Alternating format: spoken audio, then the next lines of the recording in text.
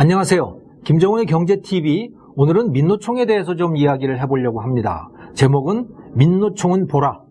노동자 해방구 아르헨티나가 망한 것을. 좀 제목이 거창하죠. 네. 민노총이 우리나라의 대한민국의 주인이 된 듯한 태도를 보이고 있습니다. 김명한 위원장이 구속 6일 만에 보석으로 풀려났습니다. 네.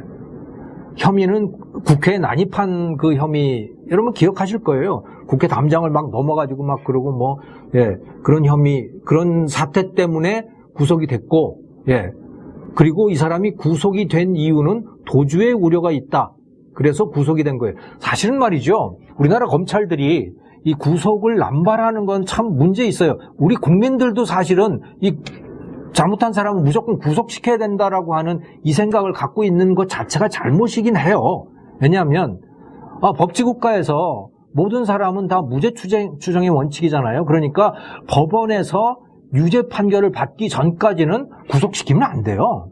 우리는 구속이라고 하는 게 거의 원칙처럼 되어 왔었잖아요. 그냥 무조건 잡아넣는 거죠. 검찰이 꼭 무슨 사법부인 것처럼 그렇게 돼 있어요. 그런데 제가 보기에는 이 사람의 김명한 위원장의 태도가 저는 더 문제라고 생각을 해요. 검경 당신들 책임을 물을 거다. 책임이 있을 것이다. 이 신문기사에 나와 있듯이 그런 발언을 한 겁니다. 이걸 보통 사람이 이런 말을 할 수는 없잖아요. 나라의 주인이 됐다고 생각을 하는 거죠. 그리고 대통령 청와대가 말을 안 듣는다 그래가지고 그래서 이제 문재인 하야 운동도 벌이겠다 이런 이야기를 하고 그래서 실질적으로 우리나라의 주인과 같은 그런 이 사고방식을 지금 갖고 있는 것 같습니다. 이 사람들이. 자, 민노총을 비롯한 노조, 강성노조들이 추구하는 궁극적인 방향은 소위 노동해방이라고 하는 걸로 표현이 될 수 있을 거예요. 노동해방이라고 하는 건 뭐냐? 노동자가 자본가를 타도하고 그래서 노동자가 주인이 되는 세상을 만든다라고 하는 거죠. 자, 경제학의 원리로 얘기를 하면 이런 겁니다. 자, 지금까지 보통 시장 경제에서는 어떻게 하느냐? 이 사람들의 생각은 이런 거죠. 자, 사장이 시키는 대로 해야 되잖아. 또 사장이 주는 대로 받아야 되잖아. 이렇게 생각을 하는 거예요. 사실은 그게 아니죠. 서로 계약을 하는 건데 나 얼마 줄 테니까 올 거야? 싫으면 안 가. 이렇게 되는 거잖아요. 근데 그게 아니고 이 사람들의 생각은 사장이 시키는 대로 하는 거예요. 또 사장이 주는 대로 받는 거예요. 그런데 그 사장은 늘 착취를 해가. 이렇게 생각을 하고 있는 거죠. 자, 그런데 노동이 해방된 상태라고 하는 건 어떤 거냐? 내가 일하고 싶을 때 일할 거야. 내가 하고 싶은 일을 한다고 시키는 일이 아니고 그 다음에 내가 받고 싶은 만큼 받을 거야. 네가 주는 대로 받는 게 아니고 회사 사정을 봐서 내가 받고 싶은 대로 받을 거야. 이런 게 쉽게 말하면 노동해방인 상태가 되는 겁니다. 그러면 이런 상태가 된 것이 있느냐? 있죠. 예를 들어서 우리나라 같으면 과거에 1981년부터 1997년 사이에 기아자동차, 바로 노동해방이 이루어졌던 바로 그 기업입니다. 사람들은 국민기업이라고 불렀고 또 노동자 자주기업이라고 불리기도 하고 여러 가지 이름으로 불른 바로 그거예요. 왜 여기에 있는 오너가 없었잖아요. 실질적으로 그 당시에 기아자동차는 오너가 없었습니다. 김선홍이라고 하는 전문 경영자, 이 사람은 자기는 공개적으로 그런 얘기를 했어요. 나는 노동자의 대표다. 대표 사원이라고 그랬어요. 그러니까 노동자가 경영한 기업입니다. 그 기업이 어떠했는가? 회사가 느슨했죠. 누구 잔소리하는 사람도 별로 없었죠. 그야말로 일하고 싶으면 일하는 그런 회사가 됐어요. 근로조건은 어땠느냐? 근로조건 좋았죠. 임금도 좋았어요. 자, 그런데 그게 오래 갈 수 있겠어요? 차가 잘 안 나와요. 차 원가가 매우 높아요. 팔아도 적자가 나요. 이렇게 되는 거 아니겠어요? 자, 그런데 적자가 나면 자기들이 월급을 못 가져가잖아요. 그러니까 어떤 일이 벌어지게 되느냐? 적자가 안 난 것처럼 장부를 조작하기 시작한 거죠. 그래가지고 계속해서 높은 급여를 계속 가져갔어요. 근데 그게 끝까지 갈 수 있겠어요? 결국은 1997년에 부도가 났잖아요. 나중에 알고 보니까 분식회계를 한 규모가 3조 원 규모에 이르렀더라고요. 그 당시로 엄청난 분식회계를 했어요. 지금 대우조선해양도 마찬가지 아닙니까? 거기도 오너가 없잖아요. 산업은행이 관리해요. 산업은행이라고 하는 게 그냥 다 공무원들이 하는 거잖아요. 그러니까 주인이 없어요, 거기도. 자, 그런데 조선 경기가 굉장히 나빠졌어요. 그래서 회사에 적자가 나요. 그런데 적자가 나면 급여를 제대로 받을 수도 없고 뭐 그렇잖아요. 그러니까 어떻게 했어요? 분식을 했어요. 또 여기도 분식회계를 한 거예요. 그래서 엄청난 적자인데 흑자가 난 것처럼 다 했어요. 그래도 쓸 거 다 쓰고 그렇게 한 거예요. 결국은 다 들통이 났죠. 그래가지고 지금 현대중공업이 그것을 인수하려고 하는데 안 된다고 뭐 시위하고 뭐 야단 법석이 난 그겁니다. 이게 지금 노동자 해방구, 노동 해방이 이루어졌던 기업들에서 벌어진 일인 거예요. 노동자가 자기 마음대로 하고 노동자가 자기가 갖고 가고 싶은 만큼 가져가는 거 오케이 좋아요. 그런데 아무리 노동 해방이 된다고 하더라도 어디에서는 해방이 될 수 없느냐? 경제법칙에서는 해방이 될 수가 없어요. 왜? 소비자가 안 사주면 가져갈 돈이 없다라고 하는 것은 그거를 어떻게 바꿀 수 있는 방법은 없잖아요. 그렇기 때문에 아무리 해방구를 만든다고 하더라도 결국은 기업이 부도가 나는 거예요. 자, 부도가 안 나는 방법이 있지요. 어떤 방법? 나라에서 거기다가 돈을 주는 거예요. 우리나라는 뭐 어느 정도까지지만 아직까지 심각하게 그 정도는 아니죠. 대우조선해양 한 6, 7년 지금 그렇게 하고 있는데 이제 더 이상 못 견디겠다 해가지고 이제 민영화를 시키려고 하는 거거든요. 그런데 전혀 그런 거 안 하고 수십 년을 갔던 그런 나라가 있죠. 그게 바로 아르헨티나인 겁니다. 국가 전체가 다 노동해방구가 됐던 나라, 그 아르헨티나. 여기서는 어떤 일이 일어났나요? 이 이야기는 페론 이야기를 할 수밖에 없어요. 페론이라고 하는 사람이 1943년에 쿠데타를 일으키죠. 예. 그래서 이 좌파 파시스트들이 무솔리니 같은 생각, 실질적으로 나치 당원들인 겁니다. 이 페론도 그렇고 이 쿠데타를 주도했던 사람들이 나치적인 생각을 갖고 있는 그런 사람들이 아르헨티나에서 쿠데타를 일으켰어요. 그래가지고 집권을 했죠. 그래서 거기 주역 중에 하나인 이 페론 대령이었어요. 이 사람은 노동부 장관이 됐어요. 노동부 장관이 되면서 이 사람은 어떻게 했냐? 그야말로 이제 노동자들에게 퍼주기를 시작한 겁니다. 뭐 최저임금만 올린 게 아니고 그냥 급여 전체를 다 올려버린 거예요, 다. 그리고 돈 모자란다 그러면 다 그냥 뺏어서 주고 국가 돈으로 주고 이렇게 되니까 근로자들이 뭐 어마어마하게 좋아했죠. 정말. 그야말로 구세주 같은 존재였던 겁니다. 그래서 1946년에 이 사람이 1943년에 노동부 장관이 되는데 쿠데타를 일으켜가지고 1946년에 대통령 선거에서 압도적인 지지를 받습니다. 그리고 국민적인 영웅이 되는 거예요. 그리고 계속 이런 정책을 펴는 거죠. 이 아르헨티나라는 나라도 수출 산업이 굉장히 강했어요. 한국처럼. 근데 그 수출 산업은 아르헨티나는 우리나라는 제조업이 수출이지만 그 나라는 농업 가지고 엄청난 수출을 했거든요. 그래서 수출 강국이었는데 그 수출하는 기업들의 돈들을 다 내수로 돌리고 뭐 이런 방식으로 해가지고 노동자들에게 막 베풀어주고 그러니까 뭐 노동자들이 그야말로 영웅으로 받들기 시작했던 겁니다. 네.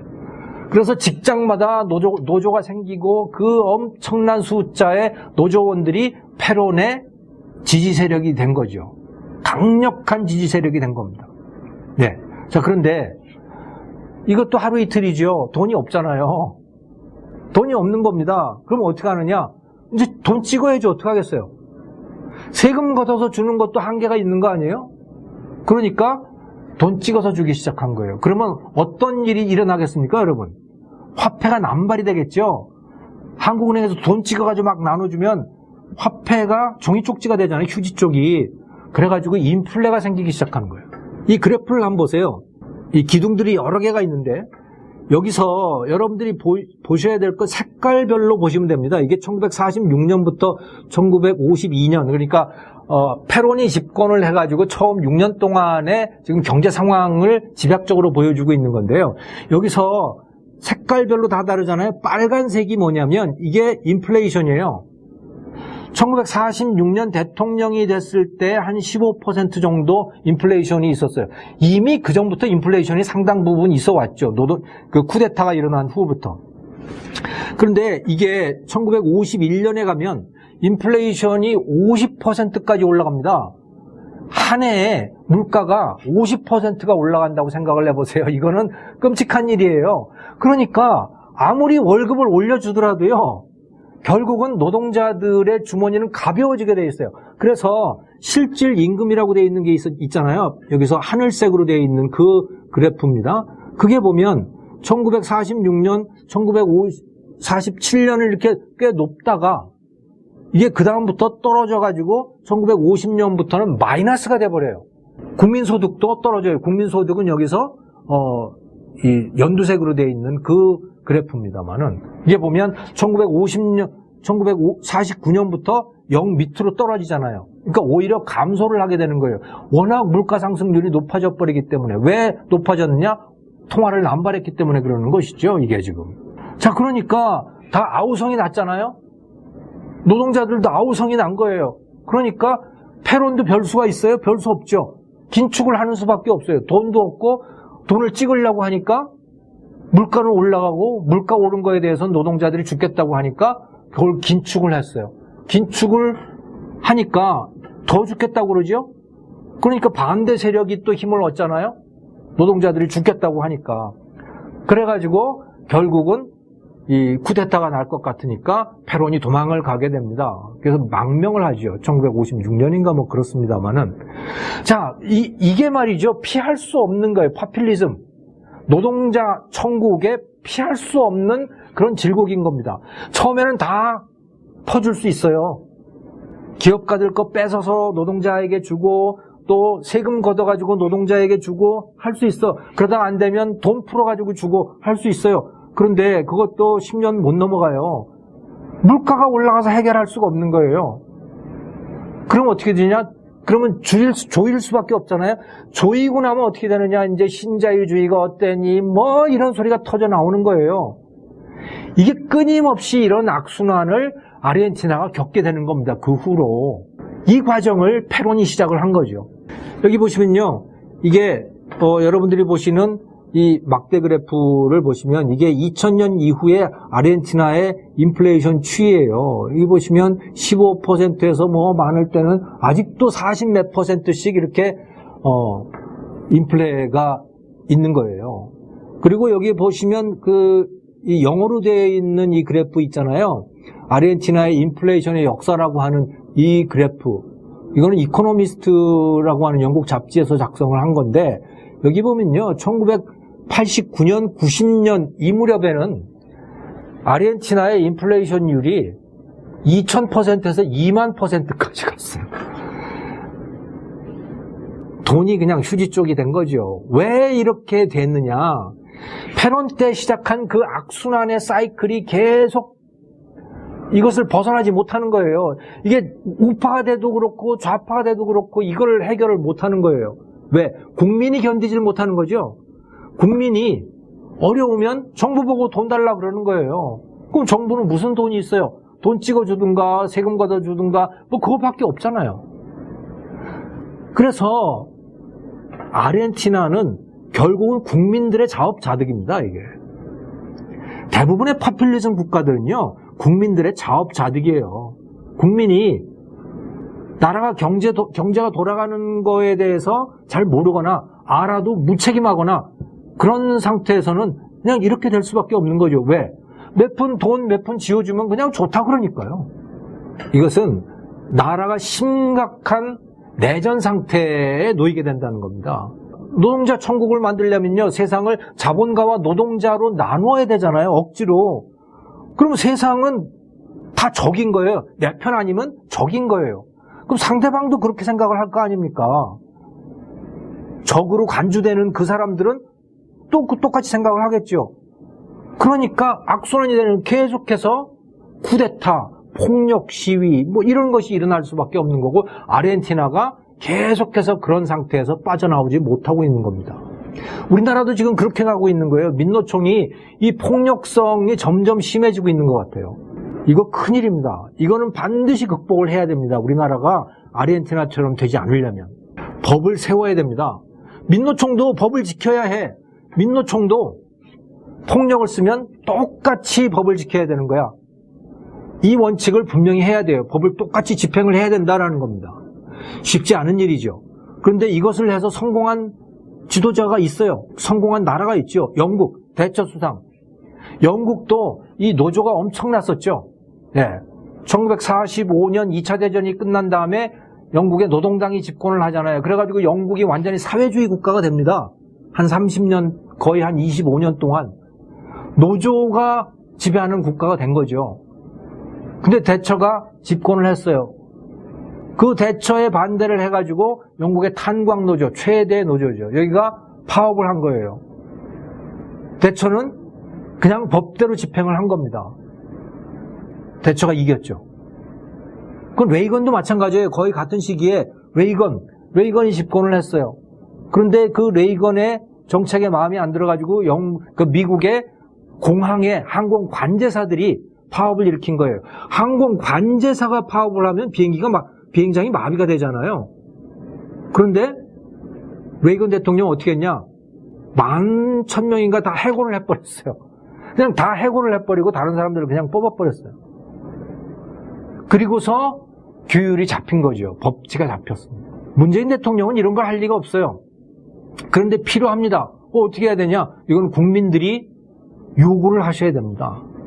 국민들이 요구를 해야 돼요. 국민들이 정치인들에게 요구하고 국민들이 민노총에게 요구를 해야 됩니다. 그러지 마라. 법을 지켜라. 그리고 법을 지키지 않는 자는 무조건 잡아넣는다. 이 원칙이 분명히 서야 됩니다. 그래야 우리나라가 아르헨티나처럼 되지 않을 수 있습니다. 그래야 우리나라가 다시 한번 도약을 할 수가 있어요. 네. 국민들이 나서야 됩니다. 감사합니다.